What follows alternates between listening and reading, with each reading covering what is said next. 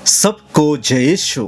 मैं फादर आलोक नायक आप सभी का बरेली धर्म प्रांत के सत संचार यूट्यूब चैनल में हार्दिक स्वागत करता हूं।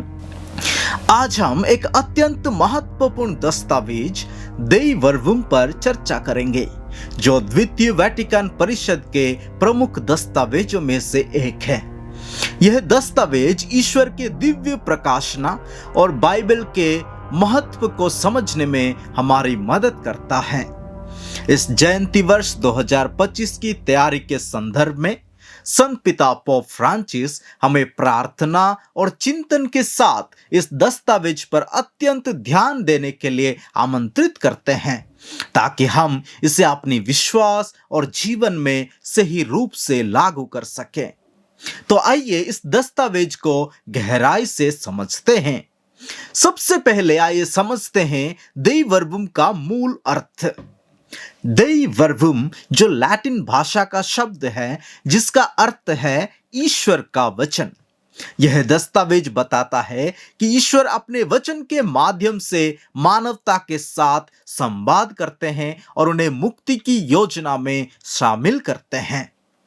देई वर्बुम कैथोलिक कलीसिया के लिए एक अत्यंत महत्वपूर्ण दस्तावेज है, जिसे द्वितीय वेटिकन परिषद के दौरान 18 नवंबर 1965 को संत पिता पोप पॉल छठवें के द्वारा प्रकाशित किया गया था। यह दस्तावेज परमेश्वर के दिव्य प्रकाशन या डिवाइन रेवलेशन और उसे लोगों तक पहुंचाने के तरीकों की व्याख्या करता है। इसमें यह बताया गया है कि किस प्रकार परमेश्वर अपने वचन के माध्यम से मानवता को अपने बारे में जानने का अवसर प्रदान करता है। तो इस वीडियो में हम देई वर्बुम के सभी 6 अध्यायों पर विस्तार से चर्चा करेंगे। ये अध्याय निम्नलिखित है। सबसे पहला, ईश्वरीय प्रकाशन का स्वरूप, द रेवलेशन इटसेल्फ। दूसरा, दिव्य प्रकाशन का प्रसारण, ट्रांसमिशन ऑफ डिवाइन रेवलेशन। तीसरा अध्याय है पवित्र धर्म ग्रंथ की प्रेरणा और व्याख्या, the inspiration and interpretation of sacred scripture. चौथा अध्याय है पुराना विधान, ओल्ड टेस्टामेंट।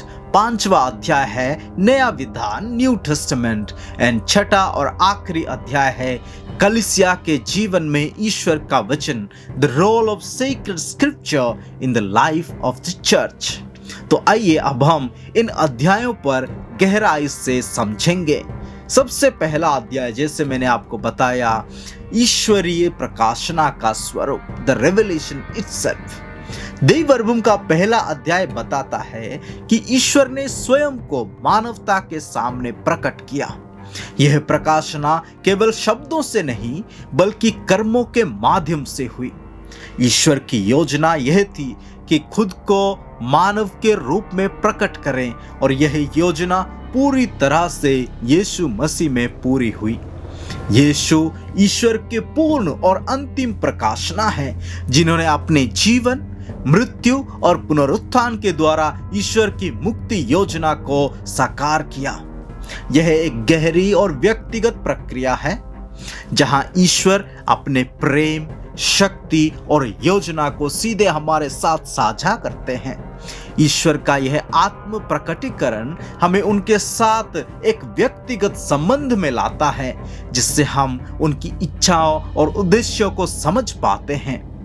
यह प्रक्रिया धर्म ग्रंथ के माध्यम से होती है, जहां हम ईश्वर के शब्दों और कार्यों को पढ़कर उन्हें जान सकते हैं। जैसे देई वर्बुम का दूसरे वाक्य में हम पढ़ते हैं, अपनी महानता और ज्ञान में ईश्वर ने अपने आप को प्रकट करने और अपनी इच्छा के रहस्यों को जानने का चयन किया। In his goodness and wisdom, God chose to reveal himself and to make known the mystery of his will. इस अध्याय का मुख्य संदेश यह है, ईश्वर मानवता से संवाद करना चाहता है, और यह संवाद ईश्वर के प्रेम और कृपा का प्रतीक है। जी हाँ, और दूसरा अध्याय है दिव्य प्रकाशन का प्रसारण, ट्रांसमिशन ऑफ डिवाइन रेवलेशन। दूसरे अध्याय में दस्तावेज यह स्पष्ट करता है कि ईश्वर का वचन 2 प्रमुख तरीकों से प्रसारित होता है। पहला पवित्र धर्म ग्रंथ और दूसरा पवित्र परंपरा, स्क्रिप्चर एंड ट्रेडिशन। कलीसिया मानती है कि ईश्वर की शिक्षा केवल बाइबल तक सीमित नहीं है, बल्कि परंपरा के माध्यम से भी पीढ़ी दर पीढ़ी संचारित होती है। यह अध्याय हमें यह सिखाते हैं कि पवित्र धर्म ग्रंथ और परंपरा दोनों मिलकर ईश्वर की पूर्ण योजना का प्रतिनिधित्व करते हैं। परंपरा के माध्यम से ईश्वर का वचन पीढ़ी दर पीढ़ी हस्तांतरित होता है। जैसे दैववर्गम का 10वें वाक्य में हम पढ़ते हैं, परंपरा पवित्र धर्म ग्रंथ की सही व्याख्या में मदद करती है। Tradition transmit in its entirety the word of God. यह कलीसिया की शिक्षा, संस्कार और जीवन के माध्यम से प्रकट होता है। जैसे तिमोथी के नाम संत पौलुस का दूसरा पत्र अध्याय 2 वाक्य 2 में हम पढ़ते हैं, तुम्हें उनके साथियों के सामने मुझसे जो शिक्षा मिली उसे तुम ऐसे विश्वस्त व्यक्तियों को सौंप दो जो स्वयं दूसरों को शिक्षा देने योग्य हो। CCC catechism of the Catholic church के 80 नंबर में हम पढ़ते हैं, परंपरा और धर्म ग्रंथ दोनों एक ही दिव्य स्रोत से उत्पन्न होते और एक दूसरे को समर्थन देते हैं।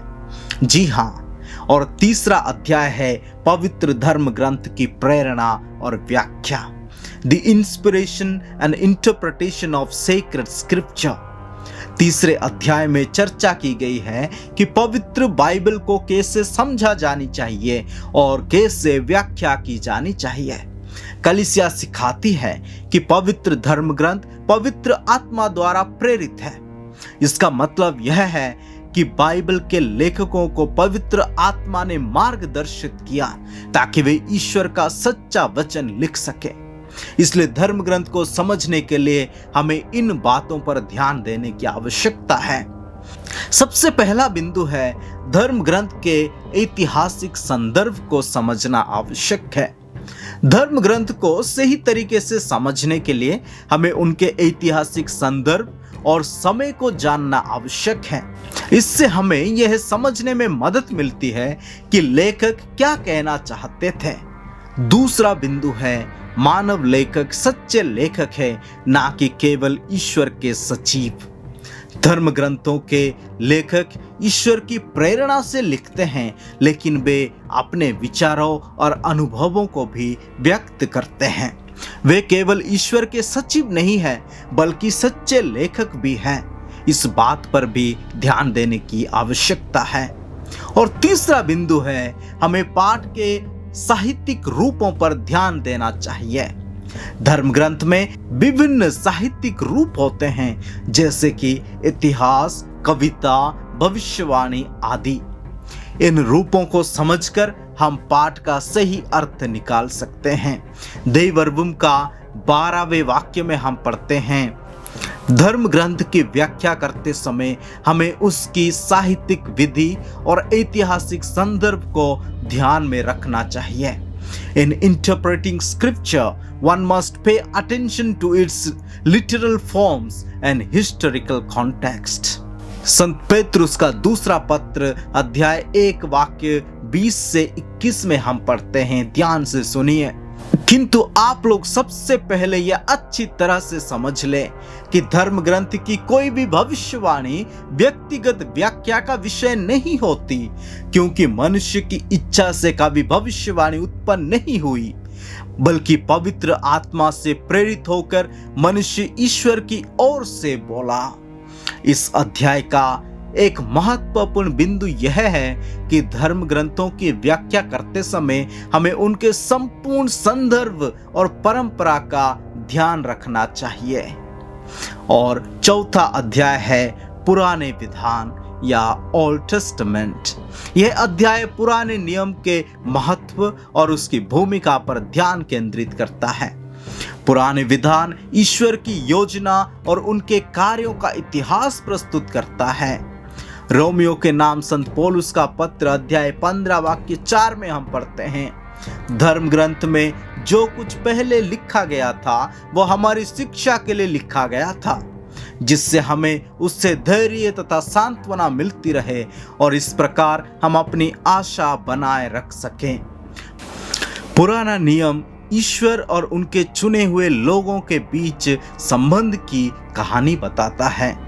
पुराना नियम में विभिन्न पुस्तकें शामिल हैं, जिसमें कानून, इतिहास, कविता, भविष्यवाणी की पुस्तकें हैं। देववर्गम का 17वें वाक्य में हम पढ़ते हैं, प्रत्येक पुस्तक का अपना विशेष संदेश और महत्व है। Each book of the Old Testament has its own special message and significance. यह पुस्तकें हमें ईश्वर के रहस्यों और उनके कार्यों का अनुभव कराती हैं। पुराने विधान नए विधान के लिए मार्ग प्रशस्त करता है और नया विधान पुराने विधान की पूर्ति करता है।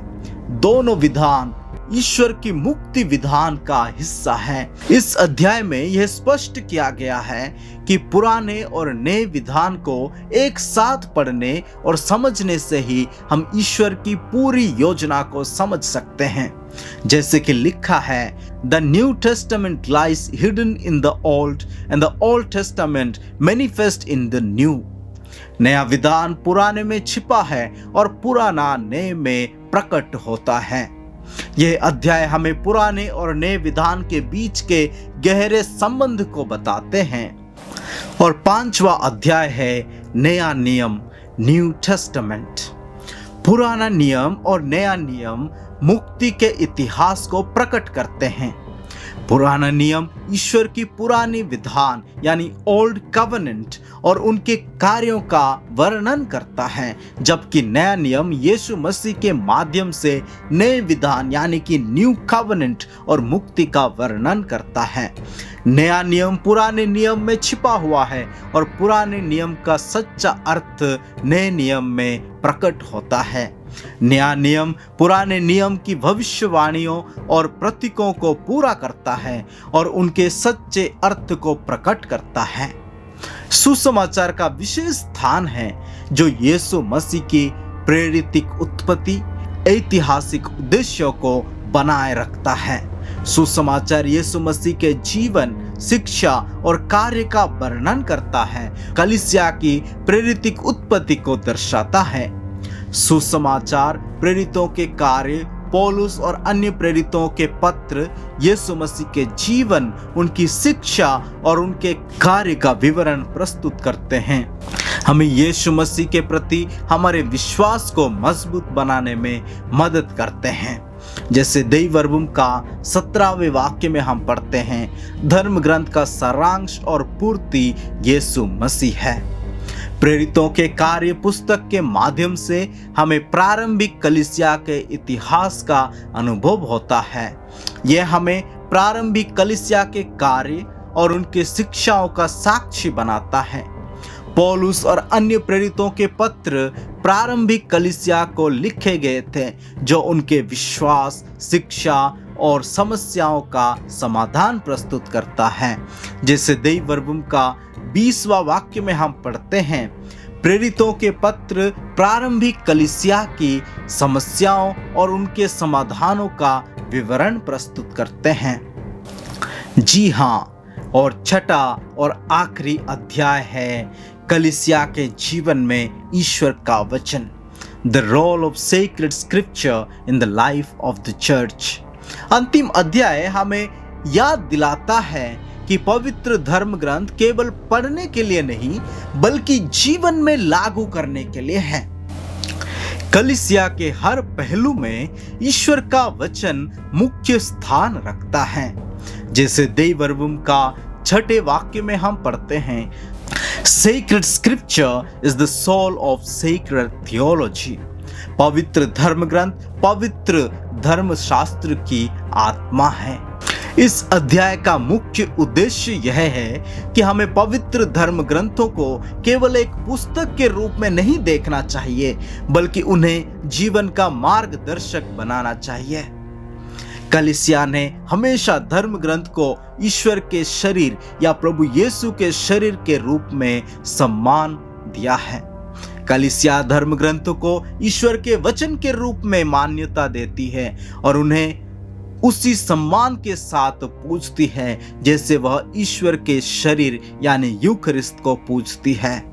वेटिकन महासभा ने ईसाइयों को प्रोत्साहित किया कि वे धर्म ग्रंथ को पढ़े, उनके माध्यम से ईश्वर के वचन को जाने। जैसे संत जेरोम कहते हैं, धर्म ग्रंथ की अज्ञानता का मतलब मसीह का अज्ञानता है। Ignorance of the scripture is ignorance of Christ. यह कथन इस बात को जोर देता है कि धर्म ग्रंथ की अज्ञानता का मतलब है कि हम यीशु मसीह को नहीं जानते हैं। धर्म ग्रंथ को पढ़ना और समझना मसीह को जानने का एक महत्वपूर्ण तरीका है। तो दोस्तों, देई वर्बुम दस्तावेज हमें यह सिखाता है कि कैसे ईश्वर ने अपने वचन के माध्यम से स्वयं को प्रकट किया और कैसे यह वचन हमारे जीवन का अभिन्न हिस्सा है। जयंती वर्ष 2025 की तैयारी में हमें इस दस्तावेज का अध्ययन करना चाहिए और इसे अपने व्यक्तिगत और सामूहिक जीवन में उतारना चाहिए। आशा है कि यह वीडियो आपके लिए ज्ञानवर्धक और प्रेरणादायक साबित हुआ होगा। ईश्वर आपको आशीर्वाद दे और जयंती वर्ष की तैयारी में आपको मार्गदर्शन मिले। अगर आप लोग हमारे जयंती वर्ष के वीडियो नहीं देखे हैं तो हमारा इससे पहले 2 वीडियो ऑलरेडी बन चुका है। जुबली 2025 का अर्थ, साथ ही साथ दूसरा वीडियो है जुबली लोगों का विस्तार वर्णन। उसे भी जाकर जरूर देखें, जो आपको इस वीडियो के डिस्क्रिप्शन में मिल जाएगा। मैं फादर आलोक नायक और आप देख रहे हैं सत्य संचार यूट्यूब चैनल। धन्यवाद।